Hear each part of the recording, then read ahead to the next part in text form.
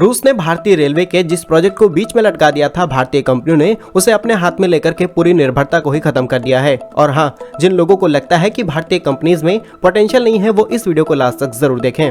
आपको याद होगा कुछ दिनों पहले ही करीब 120 नई वंदे भारत ट्रेन सेट्स को मैन्युफैक्चर करने के लिए रेल विकास निगम लिमिटेड और रशियन कंपनी ट्रांसमी होल्डिंग के बीच में एक बड़े ज्वाइंट वेंचर को साइन किया गया था। ये करीब 30,000 करोड़ रुपए का ज्वाइंट वेंचर था।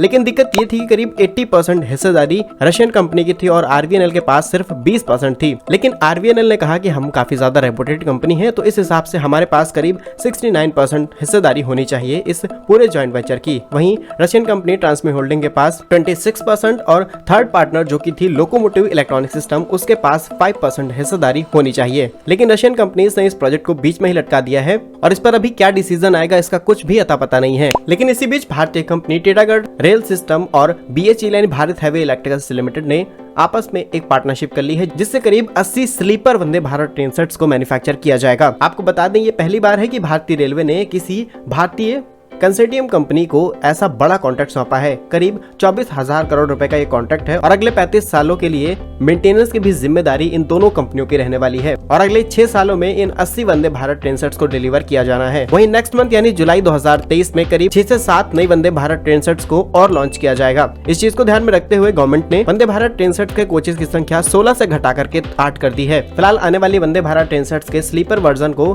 चेन्नई के अंदर असेंबल, टेस्ट और मैन्युफैक्चर करने का काम किया जाएगा। वहीं प्रत्येक ट्रेन में 16 कोचेस होंगे और एक बार में करीब 887 यात्री सफर कर पाएंगे। इन ट्रेनों को 160 किलोमीटर प्रति घंटे की रफ्तार से दौड़ने के लिए तैयार किया जाएगा और अंतर्राष्ट्रीय मानकों के तहत जितने भी सेफ्टी फीचर्स होते हैं इन ट्रेन में जरूर लगाए जाएंगे।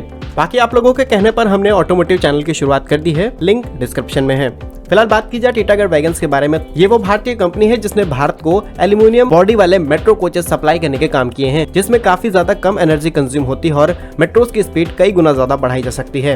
इसके अलावा बात की जाए BHEL की, तो Bharat heavy electricals limited Bharat की वो इकलौती कंपनी है जो 23 से भी ज्यादा देशों में अपने पावर इक्विपमेंट्स एक्सपोर्ट करती है। जहाँ कंपनी पावर जनरेशन से लेकर के डिस्ट्रीब्यूशन और ट्रांसमिशन के लिए जितने भी मशीनरी इक्विपमेंट्स होती है सभी को मैन्युफैक्चर करती है और इंटरनेशनल मार्केट में 23 से भी ज्यादा देशों को एक्सपोर्ट करती है। फिलहाल रशियन कंपनी ने जिस तरीके से वंदे भारत ट्रेन सेट के कॉन्ट्रैक्ट को होल्ड में डाल रखा है, उम्मीद है कि कुछ दिनों बाद भी ये कॉन्ट्रैक्ट किसी न किसी भारतीय कंपनी के हाथ में चला जाएगा। और अगर आप हमें यहाँ तक सुन चुके हैं तो कमेंट बॉक्स में MI यानी मेरा इंडिया जरूर लिखिएगा। मिलेंगे हम आपको एक नई और इंटरेस्टिंग वीडियो में, तब तक के लिए वंदे मातरम, भारत माता की जय।